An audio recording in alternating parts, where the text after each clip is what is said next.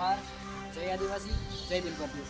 आज आदिवासी परिवार वतीथी कति बधा विद्यार्थी युवाओं साथे मळी धारासभ्य श्री रमेशभाई कटारा साहेबने आवेदनपत्र आपी અને જણાવીએ છીએ કે એમના કાર્યાલય પર આવેદનપત્ર આપી અને અમે જે આપણા ગુજરાતની અંદર હાલ જે ભરતીઓ ચાલુ છે તેમાં 40% અને 60% ક્રાઇટેરિયાઓ લાવવામાં આવ્યા રહ્યા છે।